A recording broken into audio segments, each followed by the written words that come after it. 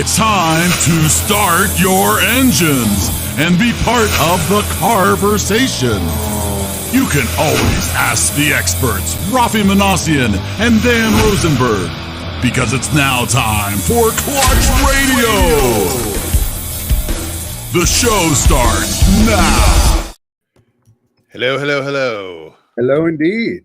Raffi's a little busy. He's got a little work project he's working on that he'll be done within a few moments, we think. We're hoping, yes. But timing is everything. And Timing is the everything. show must go on, as we always say. Starting right off the bat, Adam Jones missed you on Wednesday. You didn't show up to the screening. Oh, that's right. You didn't miss much. It was the same. It was just a little tighter. But nice to have you here this morning. There's a lot happening in the car industry.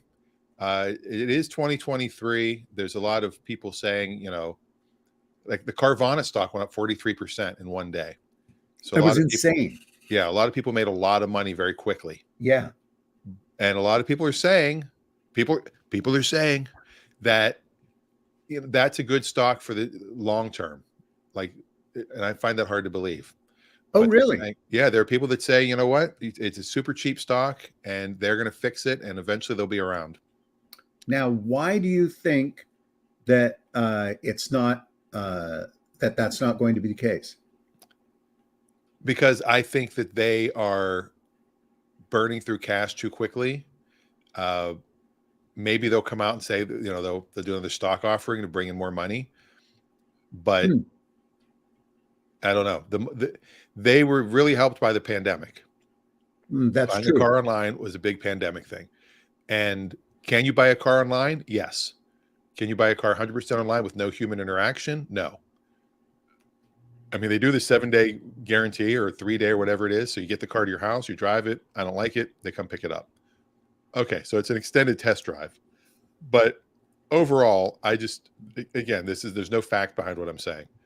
I don't see them or Vroom or Shift being long-term. I think somebody will. Maybe Carvana gets bought out by somebody else. Maybe that's what the thinking is of why it's a good stock to buy now for the long term. But when a stock loses 93% in a matter of months, you got to worry. Yeah, that's true. And now Adam says, is this the case of possibly pumping up their own stock? Could have been some pump and dump happening. There was some Reddit things happening, people commenting on Reddit and, doing that whole thing like they did with AMC Theaters. Yeah, that's possible. Yeah. But if you think about it, though, even if that is the case, it draws a lot of attention to the actual value of that stock.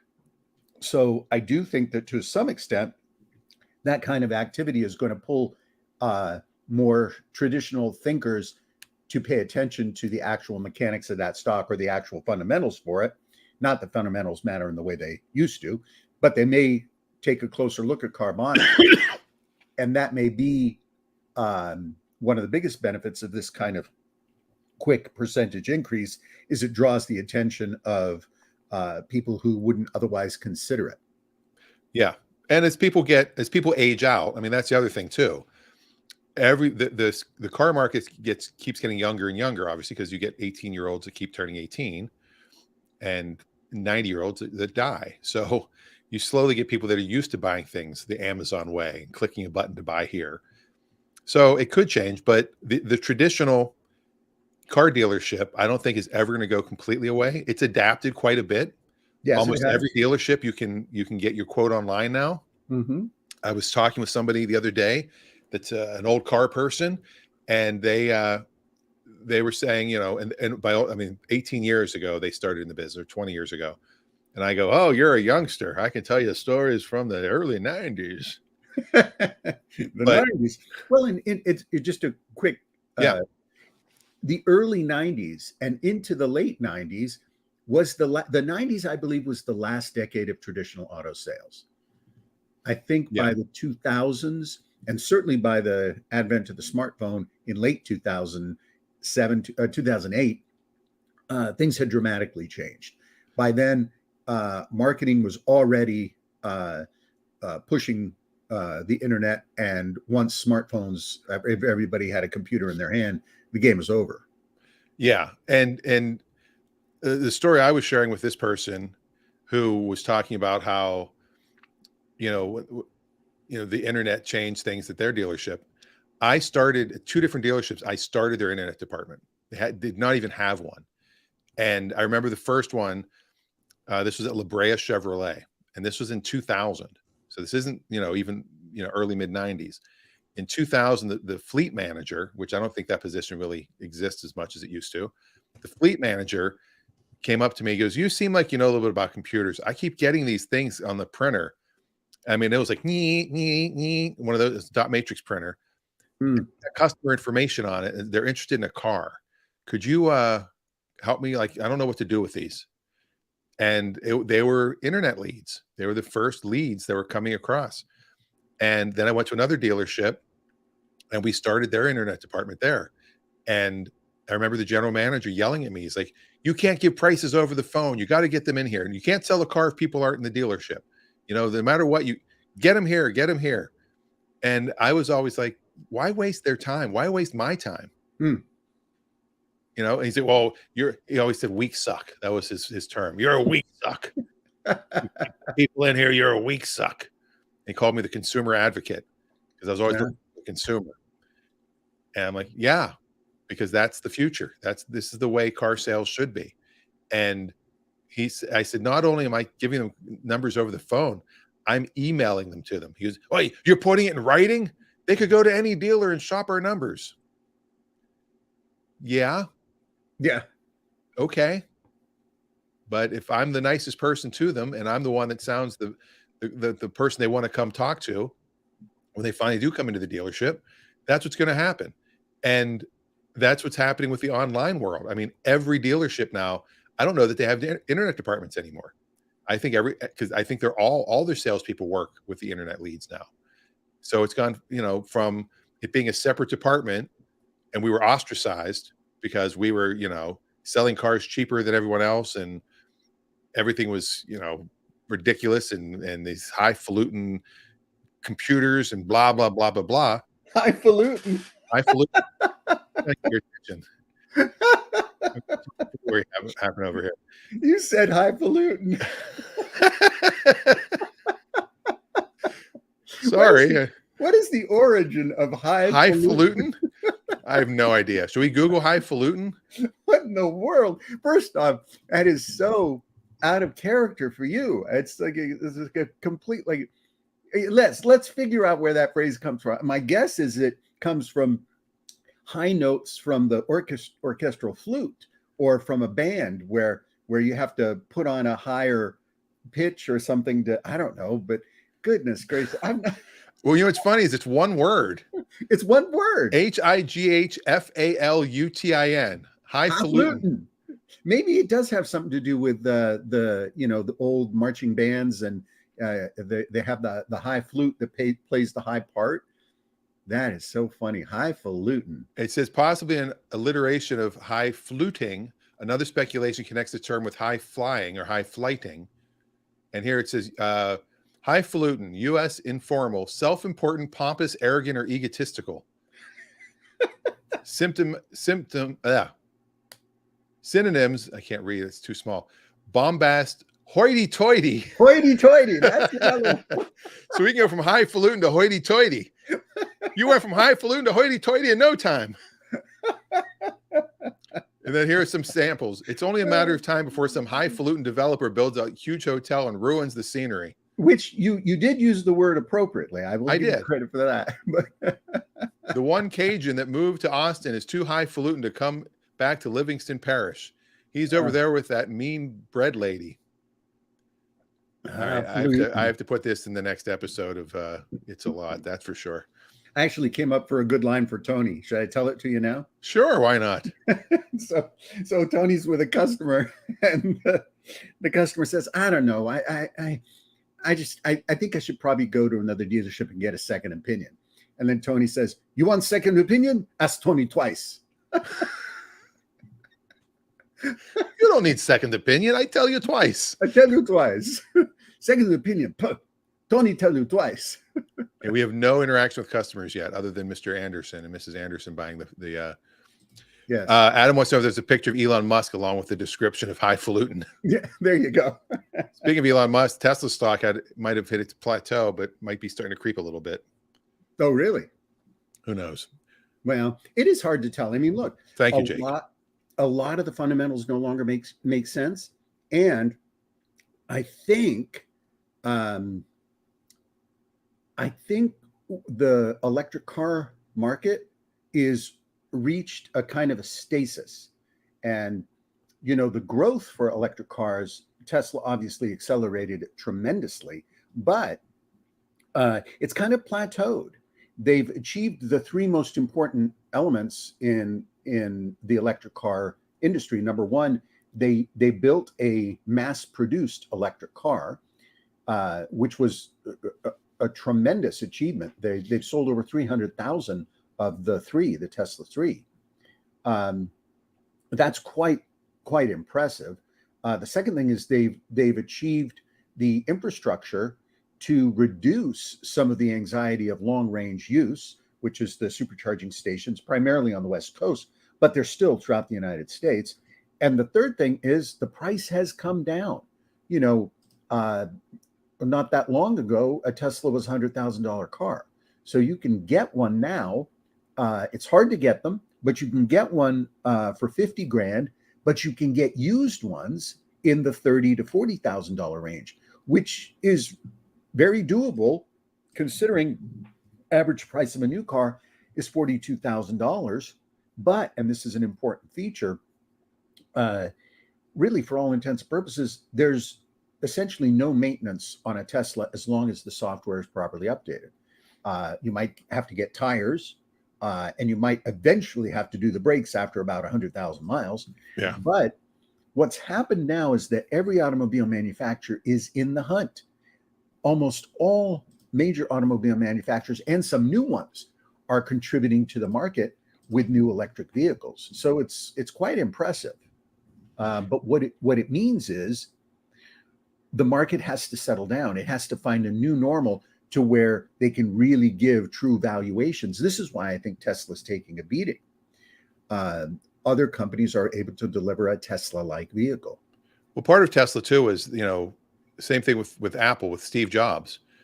People assume the CEO is a genius. He knows everything. And when, that Steve Jobs died, Apple stock did dip. I mean, Tim Cook has done an admirable job. He has done a sustainable job. Yeah. If you look carefully, during the Tim Cook era, there hasn't been any significant innovation. No. That's where Apple is being challenged right now. Yeah. They're just making their things that they already made better. Yes. And Tesla has not updated their style, as we talked about last week. And Dodge, I don't know if this was official news just the other day, but I just heard it for the other day. The 2023 Charger and 2023 Challenger will be the last gas engine cars that Dodge makes. They are flipping in 2024 to all electric. So the Challenger and the Charger will be electric, and they look pretty amazing. So they're saying it's they're going to have 500 miles of range is the goal, and they're going to have an SRT Banshee model for $95,000, a 440 for 70, and a 340 for 60. So that's kind of impressive. Yeah. I would probably consider one of these cars. Oh, would you? Which one? Oh yeah, probably the two-door. A lot of people think my car looks like a Dodge, like the Dodge Stratus. No, the Avenger. Oh, because if you look at the Dodge Avenger, there are some similarities to it and my Polestar, which really sucks. Because like, why would we make a car that looks like that? But here, I'll pull up a picture real quick, and you be the judge. Open image in a new tab. There we go. Da-da-dee. So here's the Avenger. Mm-hmm. And if you pull up the black Polestar 2, see if I find a similar angle. Open a new tab. I can't put them side by side, but take a look at that, and then take a look at that. Is it just me, or do you see similarities? There's some similarities there. Especially like right here Mm-hmm. on the C pillar. I definitely feel like there's some similarities. And even maybe the hood. Yeah, the hood even has some similarities.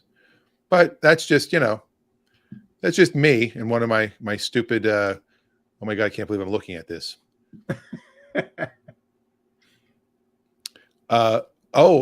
Ray Pepper is here. The bus is at Stokes auction, his party bus. Oh, it is. It's only at $1,700 so far. Well, I know Ray got a good deal on it, so that's probably not a bad problem. Well, I don't know if he put any money into it. I know he detailed it. So and let's not forget, he did get some bus love out of it. That's true. He got some party bus love. That's worth something. I mean, did he take it to a Seahawks game? I mean, that's what he should have done. That's right. He should have had Seahawks livery done on it. How are the Hawks doing, by the way? They play this afternoon in the playoffs. Okay. So they're still in the hunt. Yeah, they made the playoffs.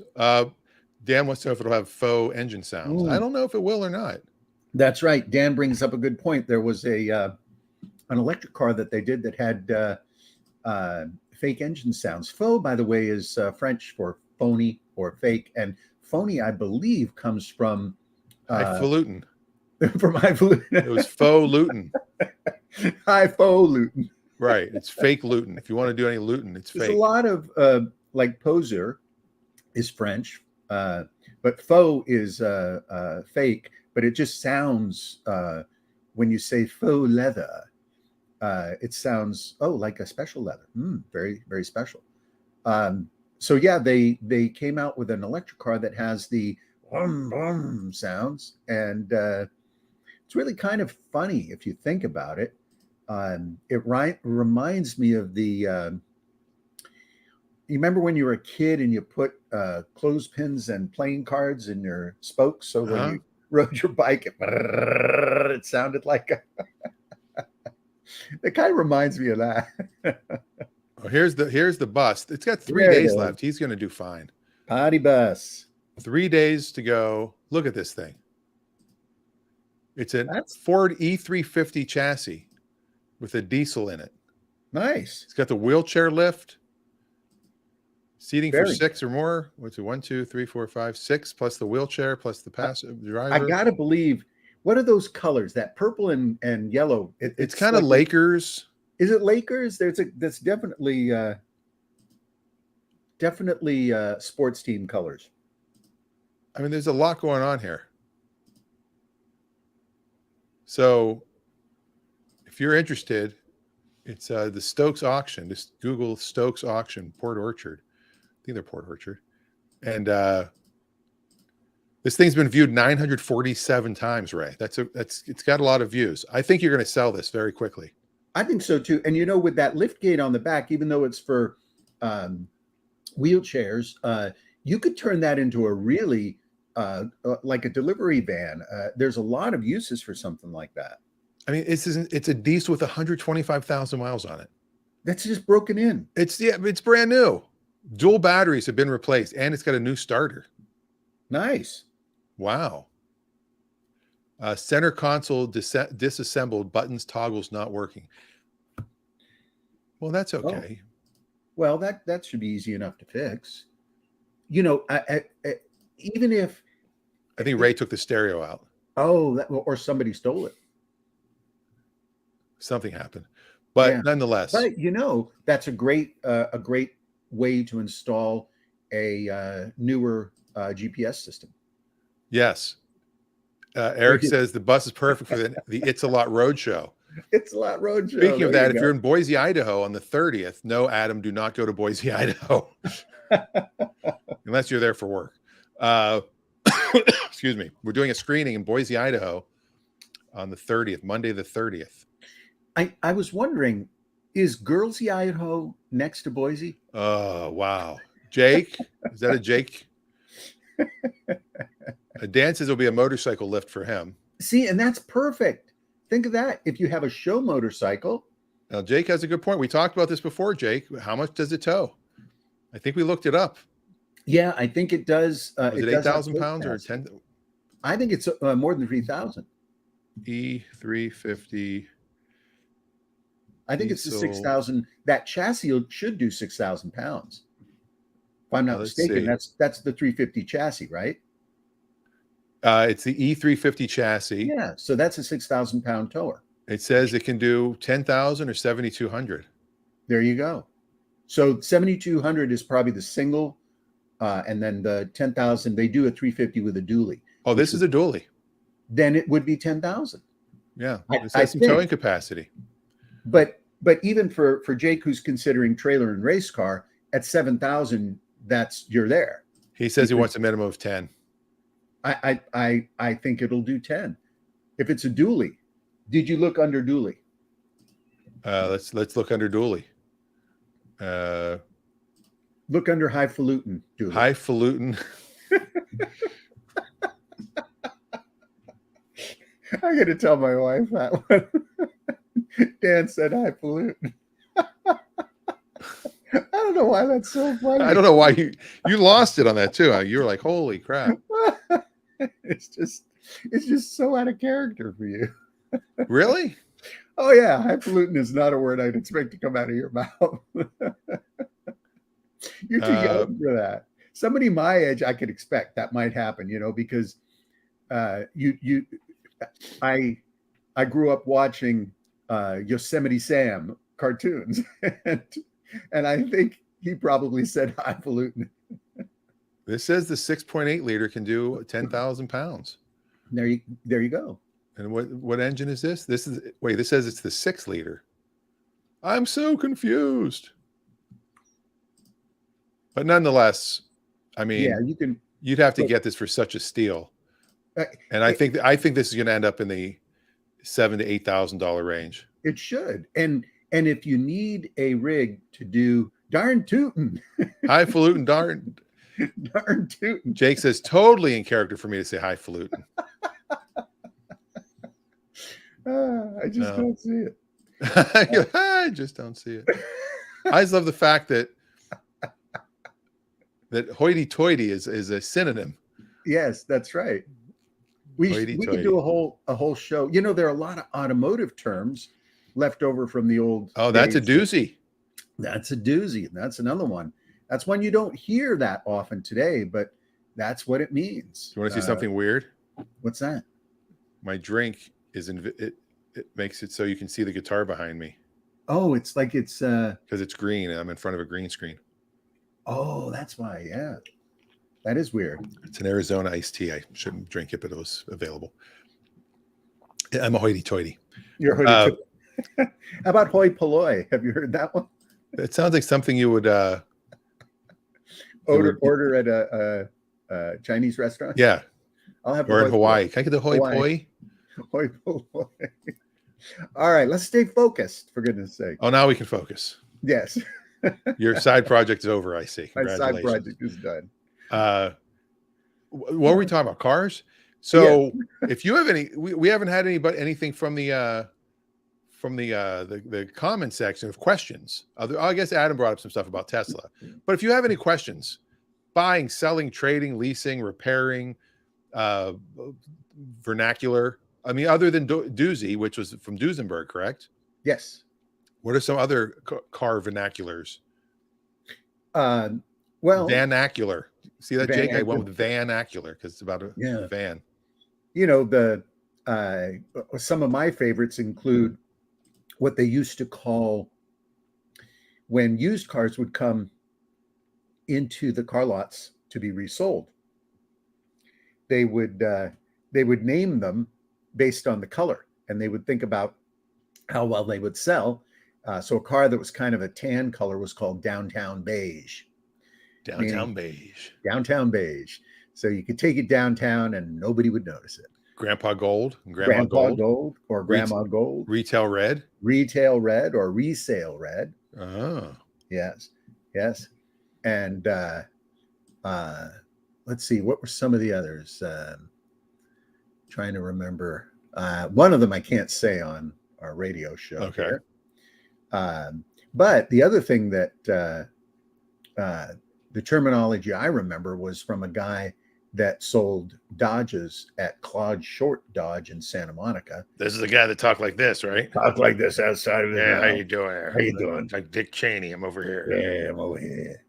That is, there was a 1974, and it was a big car. I don't remember the exact model. Probably something like a Satellite, and it was bright orange, and it had a white vinyl top, a half vinyl top. Yeah. It had houndstooth interior inserts in the seats, white interior and houndstooth, and orange carpet. Oh, yes, orange carpet, and it was an automatic, and nobody wanted it. Nobody could, and of course, Whitey was his name. That was his nickname, Whitey. Whitey came over and he said, "Boys, I can sell it. There's an ass for every saddle." And he was. We modernized and just said seat. And I was a little younger than Whitey. Ass for every. We didn't have saddles. Yes. Yes. Ray says lately I've been on a 2011 and newer Camaro kick. Oh, why is rear? Because he's got one for sale right now. Why is rear vision so horrible? How could they have improved it? Love the car's reliability, but that rear view it is a horrible visibility in that car. Yes. My car doesn't have great visibility either, but it's got a really good camera. So pull up a picture of the rear view of the Camaro and I will explain it. It's an interesting thing. Now, the early series Camaro was an experiment in compound curved glass of that size that General Motors contracted with PPG to get that windshield to drape all the way down and then flatten out into the body contour. Most glass prior to that time, the compound curves were limited to the windshield. So General Motors, whom had great partnerships with PPG, they're one of the pioneers of automotive glass advancement. I believe they were the first to put an antenna inside the glass, the windshield.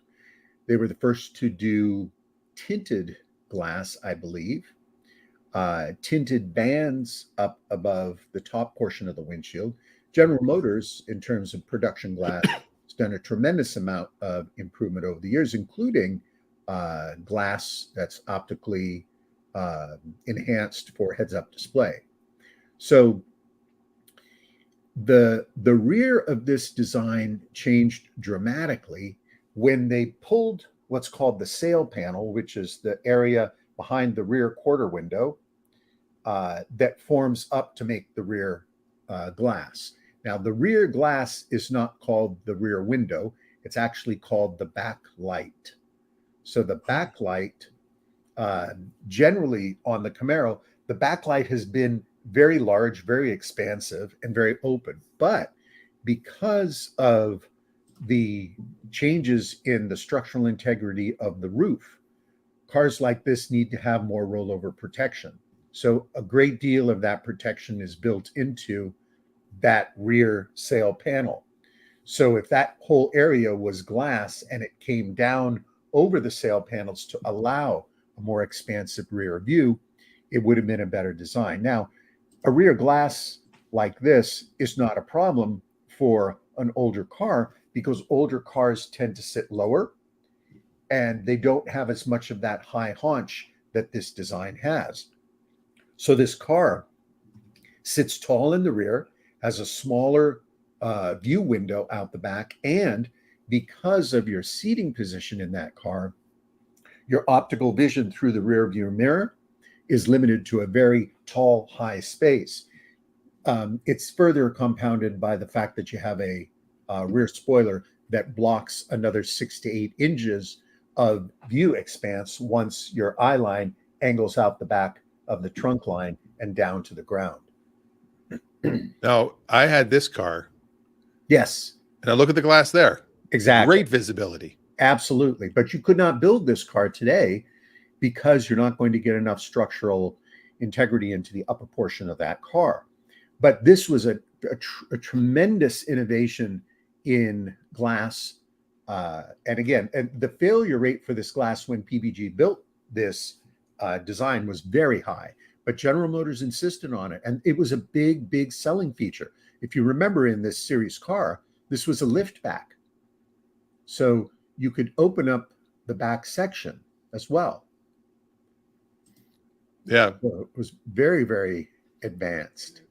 Jake said the doors of the Camaro were so big and heavy. Big and heavy. Yes, they are cumbersome. Could they have put a small opera window in the pillar? They could have, but again, in that situation, it compromises the structural integrity.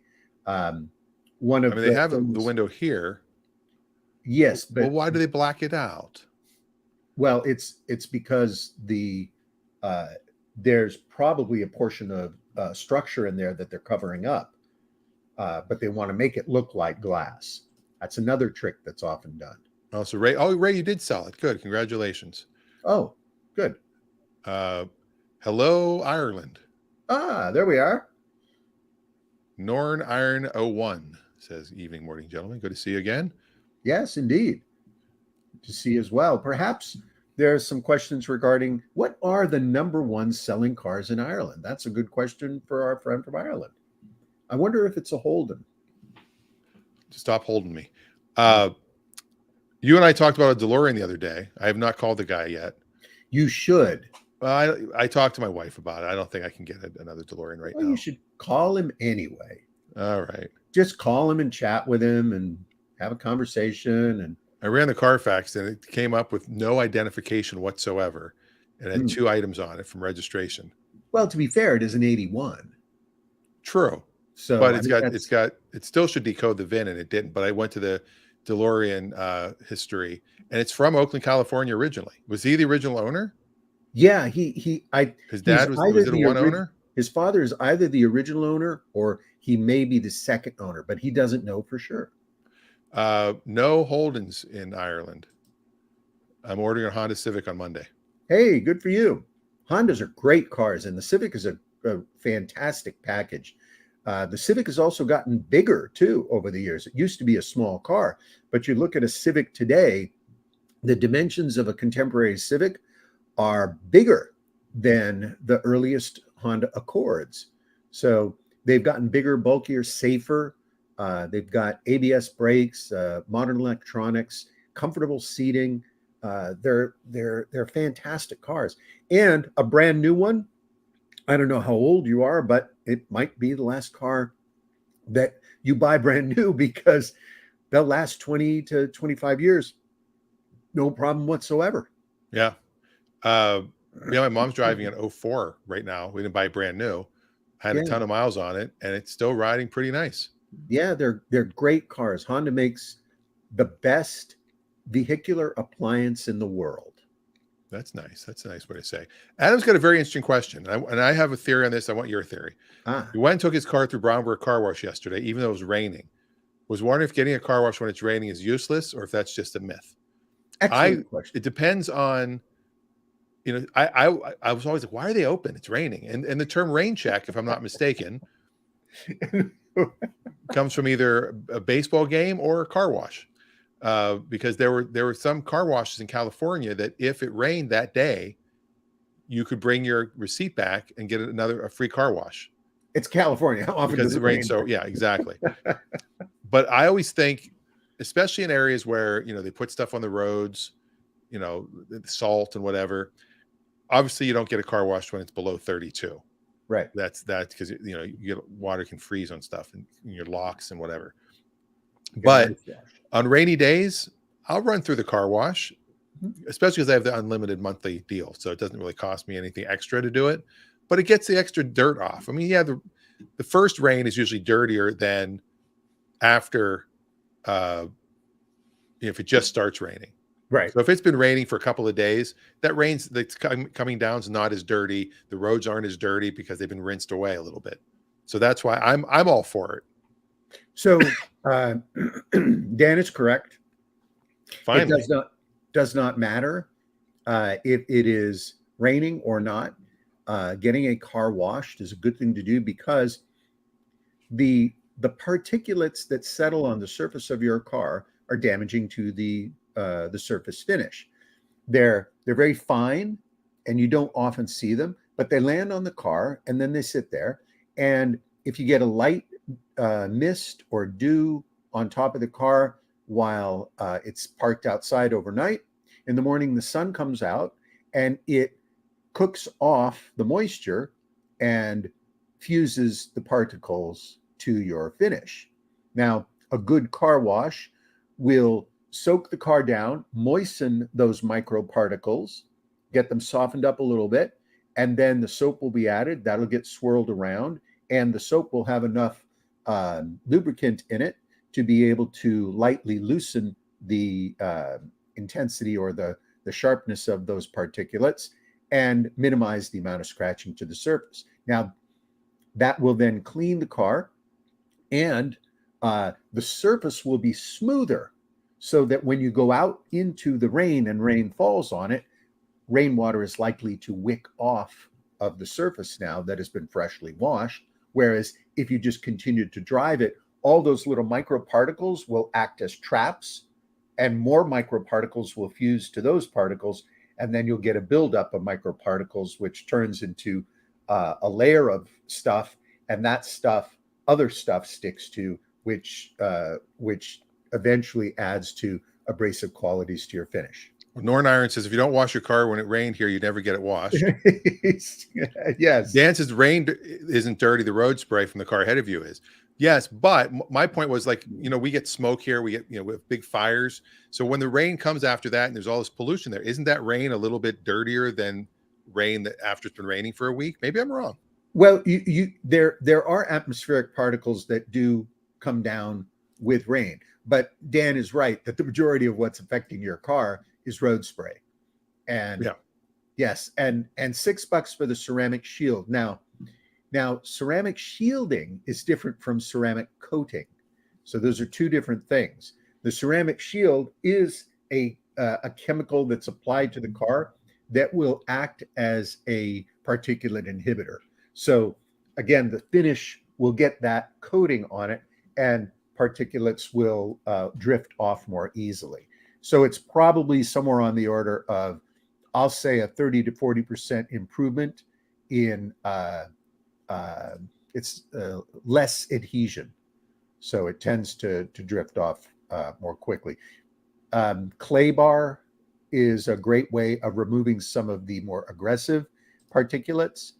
But it does take time to clay bar. I'm sorry I'm laughing. Eric is already, this is how quick Eric is. I'm going to share something that is kind of hysterical. Okay. If you're interested. Oh my God. Oh, Eric does have a good sense of humor. You get the Clutch Radio highfalutin car talk men's hoodie. There it is.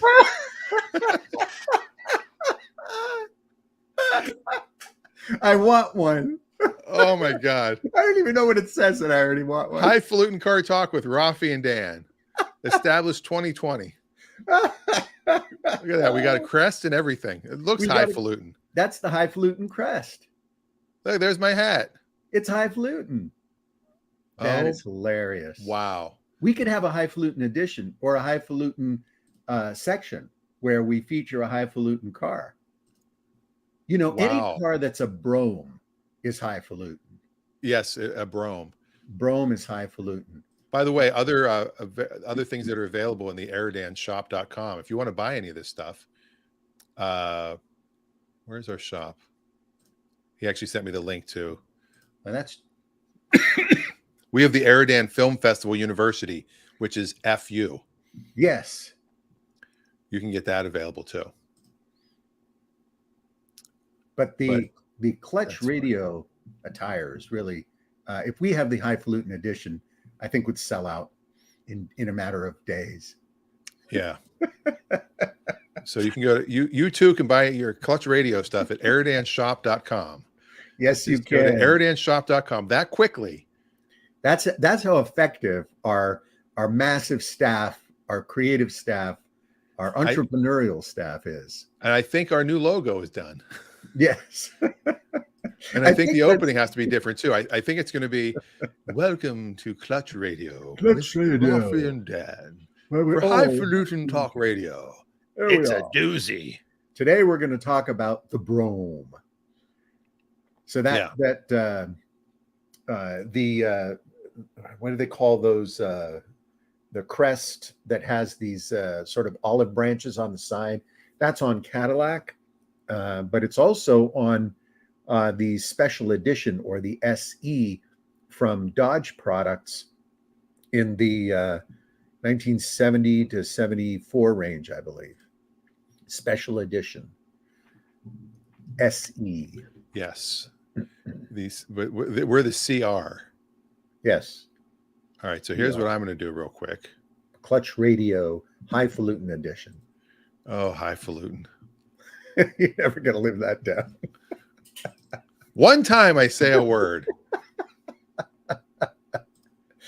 It's like what's the crestfallen? There's another word.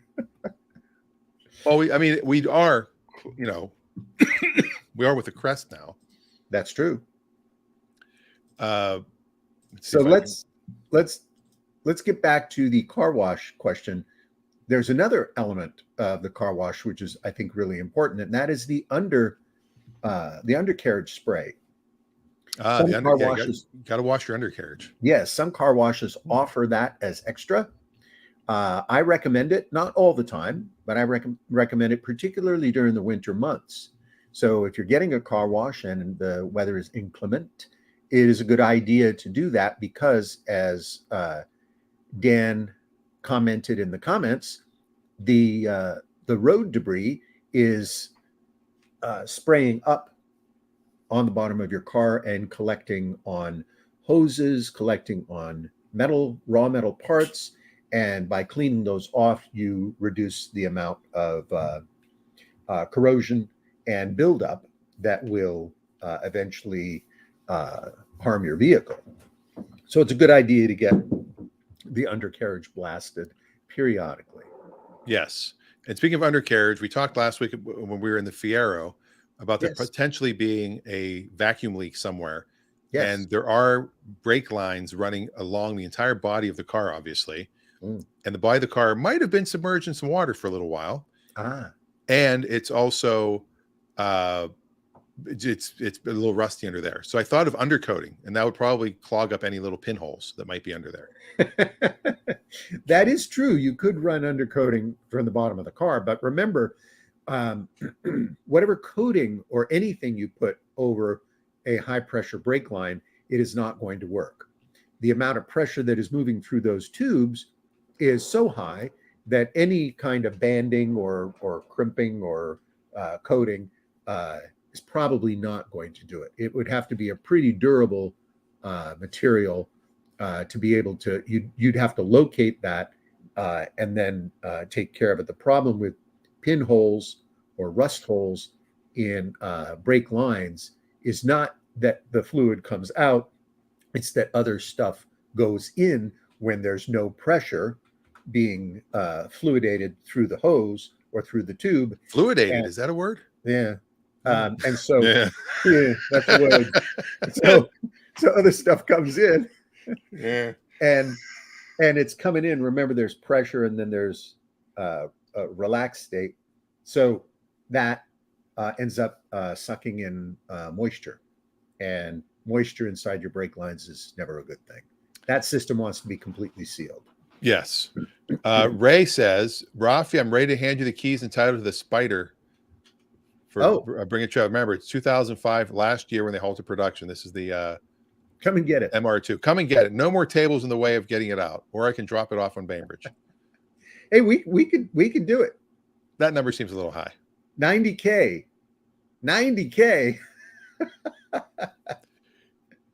I don't know if that's achievable, but Yeah, let's go maybe bring a there's trailer right now and just see if there's been any on there for a while. there I'm sure there have been some, but I don't know about last year. That's a rare car, so it will definitely attract some attention. The last year is the W30, if I'm not mistaken. The highest one was about $32,000. Send the details to Dan on the car, make, model, all the mileage, all those details, and we'll get it rolling. We will get it rolling. No, you know what? I mean, I don't see a 2005. It's a rare car to find, and that last year. All right, here it is. Here we go. This was on 7/21/21, so it's been a while. It's been a while. This is how you remind. Oh, 90,000 miles. Oh, it's got 90K miles. I thought you meant it. Those are high miles for. Yeah, here's a 12,000 mile beauty. Yeah. And this one sold for 20,200. Yeah, because it's got 90,000 miles, and I'm sure it's in beautiful condition. And not that 90K is high, but it's not considered necessarily a low mile collector car. 2005 is very important because it's the last year. 5-speed is important. It's conceivable you could get in the high teens to 20 for it without too much trouble. But yeah, Dan and I could absolutely list it for you. Yeah, the 2003, it was 26,000. That was the highest one at the time. Yeah. 21. But I mean, this one's very similar, I'm guessing. Ray, yeah. You tell me. And Ray's is red black, right? I believe I believe it looks just like this. And it was a good looking car. It was very well priced, but I think that it suffered because it didn't have enough wow factor. And I think that earlier on, when they first came out, they were not competing with the Porsche Boxster. They were not competing with other cars. And I think it was much more desirable. And once the Boxster came out, this, of course, we're not looking at Ray's car, but if Ray's car is in similar condition and its original paint and all that, should do well. I don't think 20K would be out of the ordinary for it. MR2, MR not. There you go. MR not, MR2. And this is not a highfalutin car. We should be clear. No. It might be hoity-toity, though. It could be. A little hoity-toity. It's low-falutin. It's low two-bin. 11,552. Yeah, that's really low miles. Yeah. And see, people like that because they just, even though there's really very little difference between 50,000 and 75,000 miles, if you keep the car stored indoors and you get after it and take care of it. And 90,000 miles is actually low miles for a 17, 18-year-old car. But nevertheless, it's a car that and I don't think they made that many. No, it was let me see if it says in here at all of the rarity of it. I want to say it's in the low thousands. Oh, I thought over here this was the highfalutin logo already. I guess that's the success story of the year. Yeah. 15-inch front, 16-inch rear. I like when they do that. That's very DeLorean-ish. Yes, it's also very accurate NSX-ish. 780. 780 were made. Yeah, this is one of 780. See, that's a rare car. Desirable. And this was sold by a dealer as well. So we could definitely do it, right? Give Dan the details. We'll get it all set up. And if you bring it up here, do we have a space for it, Dan, where we can keep it indoors? Right now we don't. That's the problem. I'm tight on space. I'm moving some stuff over to my mom's today, I think. Okay. Because I got to get some, but we can time that. And yours is stick also, Ray? Yeah, his is a 5-speed, I believe. Yeah, maybe I'll just drive it. There you go. You can buy it and drive it. Have some fun with it. I'll park my car outside and drive that around for a while There you go. while we get it ready for Bring a Trailer. Yes, nothing like driving a car that you're going to sell in the rain With the top down. with the top down. Yeah, that's a gorgeous car, Ray. Yeah. Well, you know what? We could go. Let me see here. Oh, Raffi's doing some research, Ray. Now you're in for it. I think what we should do is we should go old school, and we're going to go old school with a surprise. Oh, okay. Let's do that.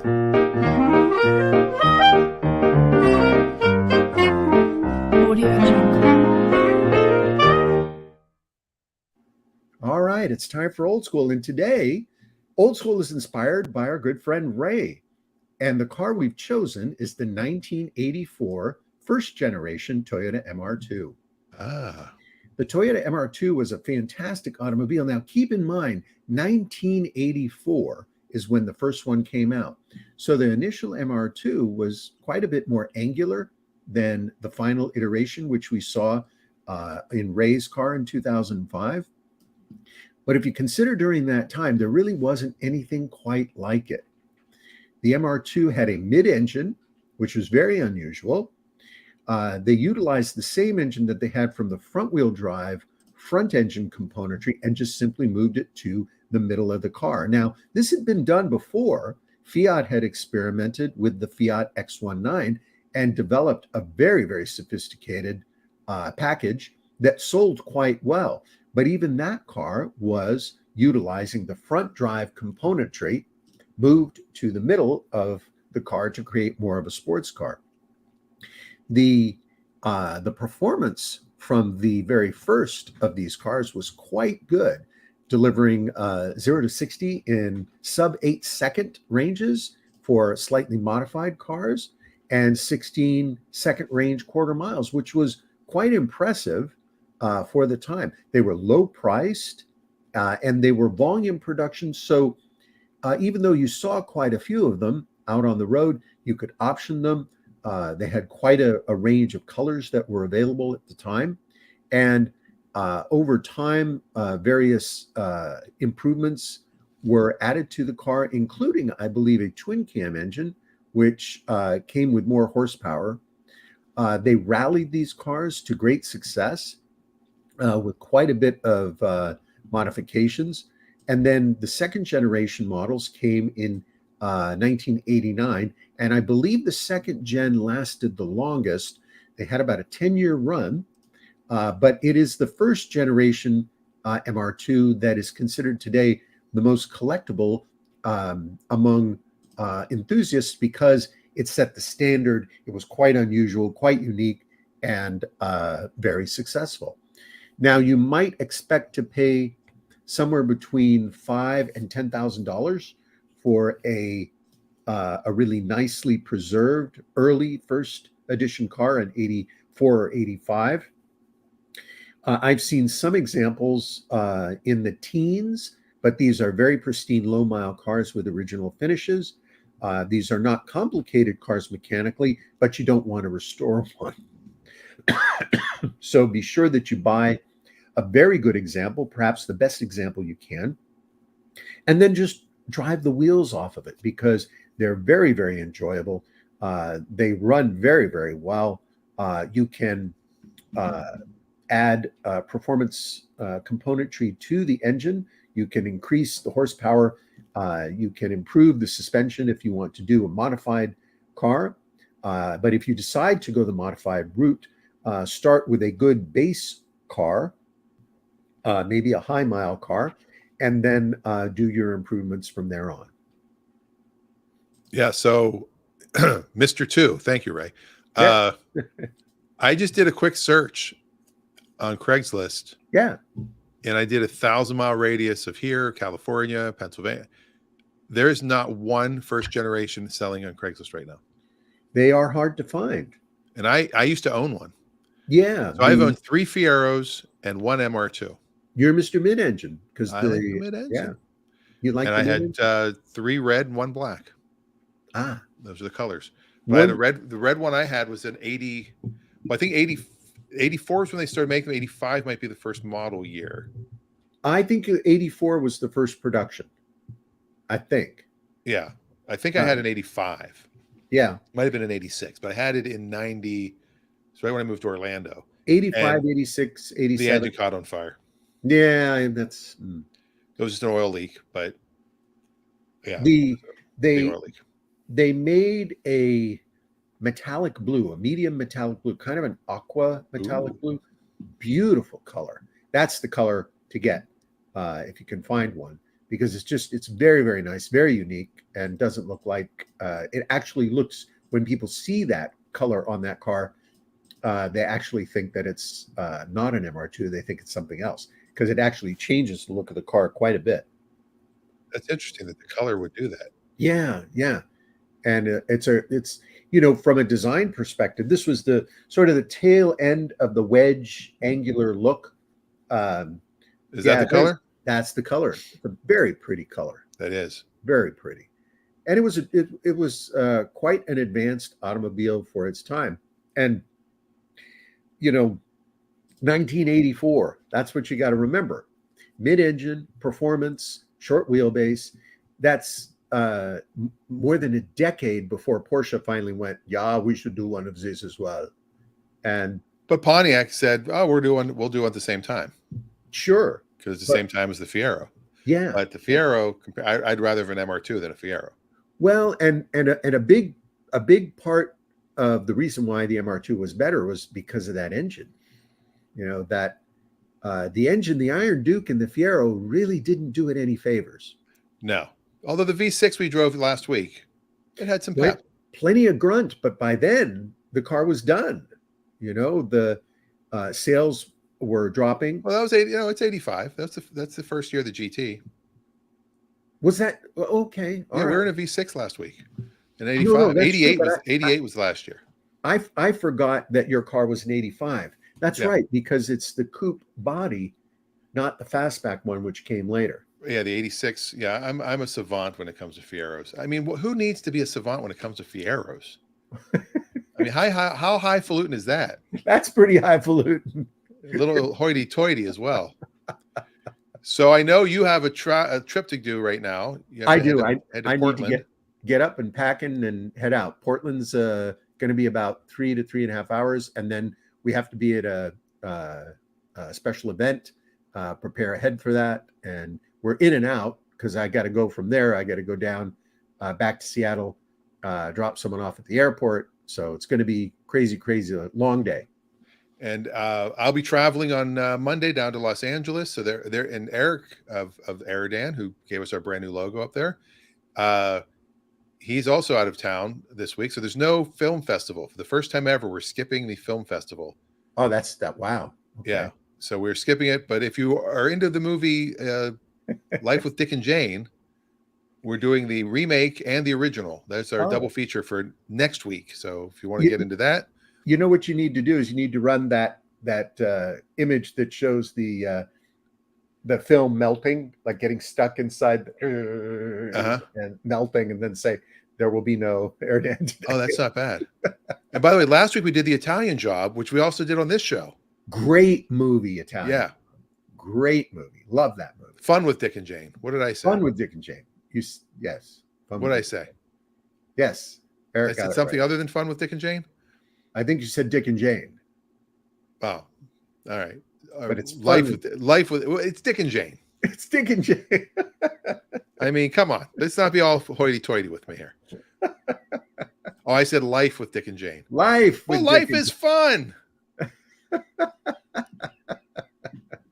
All right. Well, that's the show for this week. You guys are all awesome. Thank you for tuning in. Please hit like and share and all that stuff because it helps the algorithm because, more viewers are always better. We're all about the algorithms. And it helps the Dan bot. Yes. I said life. Okay, I get it. I get it already. You said life, but more importantly, you said highfalutin. I did say highfalutin. I don't know why that kills me. We will take it easy. You as well. Have a good evening. Yes. Good evening in Ireland. Good evening. All right, everybody. That's the show. This week we'll actually play the ending because we didn't do it. I forgot to do it last week when we were out and about. So that's it.